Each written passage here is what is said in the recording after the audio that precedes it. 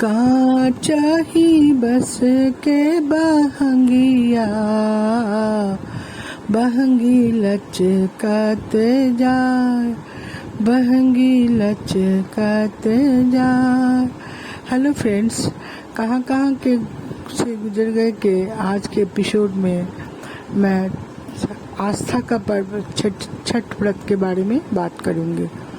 मैं छठ पूजा क्या है आप सभी जानते हैं, फिर भी थोड़ा बहुत उसके लिए बात करूँगी और हमारे जीवन पे ये क्या असर पड़ता है, खास करके मैं किस नज़र से ऐसे देखती हूँ, इस पे बात करूँगी। छठ पूजा जो है कार्तिक महीने के षष्ठी पर्व में होता है। छठ के दिन इस करीब 4 दिन का ये पूजा का नियम होता है। नहाय खाए से शुरू होता है। नहाय खाए खरना, फिर पहला अर्घ, दूसरा अर्घ। नहाय खाए क्या होता है? नहाय खाए माने उस दिन आप सुबह नहा के ही खा सकते हैं और लौकी जरूर खाते हैं, शुद्ध शाकाहारी। और लौकी, अरवा चावल, ये सब दाल सब्जी, ये सब चना दाल का भी विशेष इसमें महत्व रहता है। तो जैसे कि ये पूजा बिहार यूपी में मनाया जाता है, इसीलिए खाने का जो पूरा है वो उन्हीं लोगों के स्वाद के हिसाब से बनता है। उसके बाद नहाय खाए जिस दिन हुआ उस दिन दोनों टाइम खाए। दूसरे दिन होता है खरना। खरना के दिन सुबह से शाम तक उपवास रखते हैं, व्रत रखते हैं। और शाम को जैसे अलग, पहले तो लकड़ी के चूल्हे में बनाया जाता था, लेकिन अभी लोग अलग गैस वैस रखते हैं, अलग बर्तन। तो उसमें खीर और रोटी बनता है भगवान को, घी लगी रोटी और गुड़ वाली खीर और केले के पत्ते में दिया जाता है। छठी मैया चूँकि सूरज भगवान और निराकार है, तो जल तो सूरज भगवान को दिया जाता है। तो केला का पत्ता ऐसे दिया हुआ जला के केले के पत्ते में फल, केला और भी मौसमी फल, ये सब देते हैं। दे के जो छठ व्रती रहती है वो खाती है शाम को। ये खाने का एक नियम है। आप जब खाती हैं तब वो जो व्रती जो है वो खाती हैं, वो तब किसी से बात नहीं करती हैं। कोई उनको नाम लेके बुलाए या कुत्ते का आवाज कुछ शोर सुन ले तो वो खाना वहीं छोड़ देती हैं, पानी पी लेती हैं। बस ये हो गया उनका खरना का खाना। और खरना के उनके खाने के बाद ही खरना का प्रसाद जो वितरण होता है, जिसको बहुत शुभ माना जाता है। लोगों को बुलाते हैं बहुत लोग, माने अपने रिश्तेदार, भाई बंधु, सबको बुला के प्रसाद दिया जाता है। दूसरे दिन होता है पहला अर्घ, जो शाम को दिया जाता है। उसमें ठेकुआ और सब मौसमी फल चढ़ता है। ठेकुआ दिन में बनता है। ठेकुआ जो छठी व्रत करती है वो बनाती है, साथ में उनको जो हेल्प करने आती है वो भी बिना खाए पिए ही नहा धो के ही आएंगी और बनाएंगी। और वो भी वही, पहले तो लकड़ी के चूल्हे में, मिट्टी के चूल्हे में होता था, लेकिन आजकल लोग अलग गैस रखते हैं इस पूजा के लिए।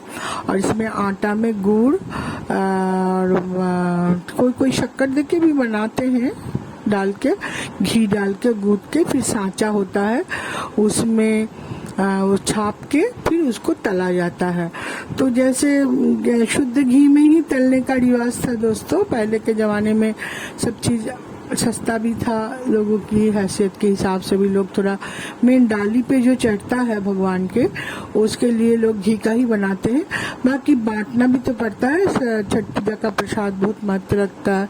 नाम से ही पूजा का प्रसाद बन जाता है, बोलते हैं उनके नाम से कुछ बनाओ और वही बन जाता है। तो वो फिर तेल में तलते हैं, फिर वो पूरा बना के और फिर डाला वाला सहेज के लोग रखते हैं। फिर शाम को जैसे ये तो अस्त होते हुए सूरज का है ना, तो अभी जैसे 4:50 पे सूरज अस्त है, तो लोग 3-3:30 बजे घाट पे चले जाएंगे।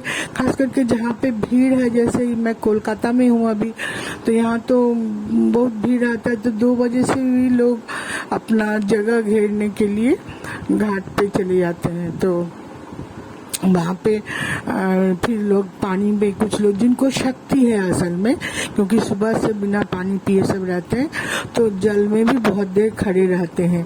और जैसे ही सूरज अस्त होने के लिए तो मैंने टाइम देख के लोग उतरते हैं पानी में, जो लोग नहीं खड़े रह पाते अर्घ देते हैं। उनके घर वाले सब लोटा में दूध और पानी मिला के फिर अर्घ दिया जाता है। और ये जो डाली जिसमें सब ठेकुआ का बना रहता है, जिसमें ठेकुआ, केले का पूरा केले का कांदी बोलते हैं जिसको, पूरा वो, फिर शक्ला, फिर गन्ना, उसके बाद पानी फल, सीताफल, जितने मौसमी फल हैं इसमें सब वो सब रहता है। उसी को अर्घ दे के फिर वो लोग घर आ जाती हैं। फिर रात भर इंतजार, फिर रात भर में भी पानी नहीं पीती हैं जो व्रती रहती हैं। फिर सुबह फिर वही 4 बजे ही निकल पड़ती हैं। अभी जैसे सूर्योदय हो रहा है मेरे ख्याल से 5:50 नहीं, 50 नहीं, 5:45 शायद, 5:45 पे हो रहा है। तो वही 4 साढ़े 4 तक लोग घाट पे पहुंच जाएंगे। फिर जैसे सूरज उगने की लालिया माँ आभा दिखने लगती है ना, तो वैसे ही लोग मैंने अर्घ देने लगते। अर्घ में वही अपने घर वाले, अपने भाई बंधु जो व्रती होती हैं वो छठ का डाली लेके खड़ी रहती हैं, और बाकी लोग सूरज भगवान को अर्घ देने लगते हैं, अर्घ देते हैं। फिर उनसे स्वास्थ्य की कामना जनरली ये बच्चों के लिए ज्यादा लोग करते हैं, वैसे बच्चे पति, लेकिन इसमें जो सुहागनें नहीं है जो करती रहती है वो भी कर सकती हैं इसमें, इस व्रत को। अब वैसे इस व्रत में जैसे नाक से सिंदूर पहनाया जाता है, नाक से मांग तक सिंदूर। इसका क्या विशेष कारण है मुझे नहीं पता, लेकिन मैंने देखा है सबको कि नाक से सिंदूर ऊपर तक लंबा पहना जाता है। फिर जैसे सूरज का अर्घ देना हो गया, फिर जहाँ पे वो लोग डाली घाट के में रखते हैं, जहाँ पे वहीं पे थोड़ा सा हवन करती हैं, गोबर के कंडे पे थोड़ा सा हवन करके फिर अगरबत्ती धूप सब जला के फिर हो गया। फिर व्रत तोड़ते हैं, कोई घाट पे ही तोड़ते हैं, जैसे चाय शरबत घर वाले लेके गए हुए होते हैं तो वहीं पे तोड़ देते हैं, फिर खत्म हो जाता है, फिर सब कुछ लोग प्रसाद देते हैं। तो छठ व्रत का ये तो है नियम, ये मैंने जो बताया। इसके बारे में मैं कुछ और बताना चाहूंगी। ये एक ऐसा व्रत है जिसमें आपको पंडित पुजारी की जरूरत नहीं, जो मुझे बहुत ज्यादा अच्छा लगता है।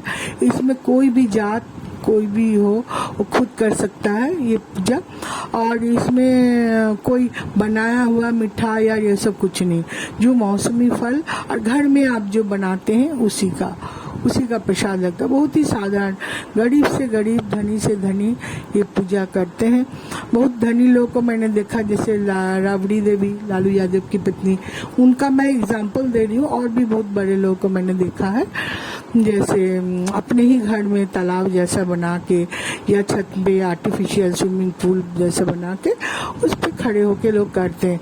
बड़े शहरों में भीड़ बहुत होती है, जैसे मुंबई में बहुत ज्यादा कैओस होने का भी डर रहता है। जो लोग थोड़ी बीमार हैं, नहीं जा पाती है, तो लोग अपने तरीके से भी करते हैं। इसका ये एक अच्छाई है इस पूजा में। दूसरा, इस पूजा में प्रसाद मांग के लेने में भी कोई शर्म नहीं है, तो मैंने मांग के भी आप ले सकते हैं, तो ये अच्छा रहता है।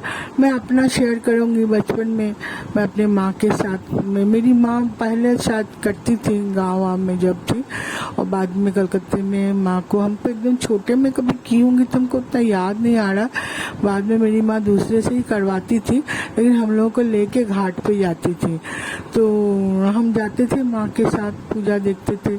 मैं देखती थी रात के 2 बजे 1:30 बजे से लोग आके बैठे रहते थे। तो और उसके बाद जब मैं कोलियरी में रही तब भी हमारे जहाँ भी, जैसे चिरमिरी में जीएम कॉम्प्लेक्स में बहुत बड़ा तालाब था, वहाँ पे सब कोई आते थे पूजा करने, हम भी जाते थे। हम छोटे से अपने बेटे को, मैं भी अपने बेटे को लेके जाती थी, मेरी सारी सहेलियाँ, जरूरत नहीं कि सभी बिहारी थी, सभी साउथ इंडियन, मेरी उड़िया सहेली, सभी हम लोग पहुँचते थे वहाँ पूजा देखने। हम जैसे कोलियरी में होता है, हम लोग हर त्योहार मिलजुल के मनाते हैं, ऐसे ही हम मनाते थे। और उसके बाद अभी तो खूब अच्छा लगता था, हम लोगों को प्रसाद भी आता था, खरना का प्रसाद खाने भी बहुत लोग जगहों से इनविटेशन रहता था। अभी जैसे 2 साल से मैं कोलकाता में हूँ, मैं जिस आवासन में रहती हूँ, ये कॉम्प्लेक्स है, एक बहुत बड़ा कॉम्प्लेक्स है हाई बिल्डिंगों का, तो वहाँ पे भी मैं यहाँ पे भी पूजा होता है वही आर्टिफिशियल। यहाँ तो ऐसे तालाब स्विमिंग पूल सब है, लेकिन शायद सफाई के नज़रिए से या जो भी हो, बहुत बड़ा आर्टिफिशियल स्विमिंग पूल ये लोग बनाते हैं और उसमें सब जाके पूजा करते हैं। यहाँ एक मांस इकट्ठे वाला भी एक होता है छठ पूजा, जिसमें लोग चंदा उंदा भी देते हैं और प्रसाद तो सभी को मिलता है। अभी यहाँ भी 2 साल से है तो हम लोग को कोई न कोई प्रसाद भेज देते हैं, फिर बुलाते हैं। हमेशा सब जगह जा नहीं पाते हम लोग, लेकिन शाम को अर्घ देने और सुबह का अर्घ देने मैं, मेरा बेटा, बहू, हम लोग जरूर जाते हैं ये पूजा देखने, क्योंकि छठ का बहुत बड़ा महिमा है। और मैं तो बहुत छोटे से देख रही हूँ, मुझे छठी मैया पे बहुत आस्था है। मेरी छठी मैया से प्रार्थना है, मेरे जो भी मेरे दोस्त ये सुन रहे हैं, इसे मैया सबका कल्याण करे, सबको स्वस्थ रहे, खूब तरक्की करे अपने जीवन में। आज के लिए बस इतना ही। जय हिंद।